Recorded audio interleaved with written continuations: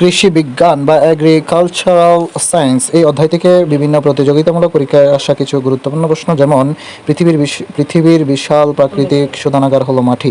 আদর্শ মাটিতে 5% জৈব পদার্থ থাকে। প্রাকৃতিক ও রাসায়নিক গঠনের উপর ভিত্তি করে বাংলাদেশের মাটিকে 4 ভাগে ভাগ করা যায়। মাটির পানি ধারণ ক্ষমতা সবচেয়ে কম বেলে মাটি। মাটি পাট চাষের জন্য সর্বাপেক্ষা উপযোগী হলো দোআঁশ। মাটিতে সমান পরিমাণে বালি, পলি, কাদা থাকে, সেটি হলো দোআঁশ মাটি। ফসল উৎপাদনের জন্য দোআঁশ মাটি উত্তম। মাটির পানি ধারণ ক্ষমতা বেশি এঁটেল মাটি। অ্যাসিড মাটি কেমন অনুর্বর?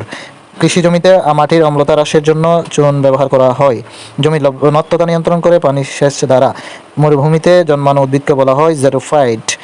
এফিকালচার বলতে মৌমাছি পালনকে বোঝায়। বাণিজ্যিকভাবে মৌমাছি পালনকে এফিকালচার বলে। এভিকালচার বলতে পাখি পালন সংক্রান্ত বিষয়কে বোঝায়। অর্নিথোলজি হলো পাখিবিদ্যা। ফিসিকালচার মৎস্য চাষ। রেশম পোকার চাষকে বলা হয় সেরিকালচার। লেক কালচার হলো লাক্ষা চাষ। ধান গাছ হলো ঘাস জাতীয় উদ্ভিদ। সবচেয়ে বড় ঘাস হলো মাস। সয়াবিন হলো তেল জাতীয় শস্য। ভেষজ উদ্ভিদ নয়, গর্জন।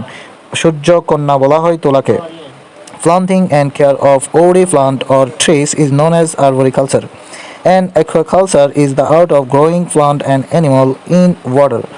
A dwarfed ornamental tree or shrubs grown in a tree of shallow pot is bonsai.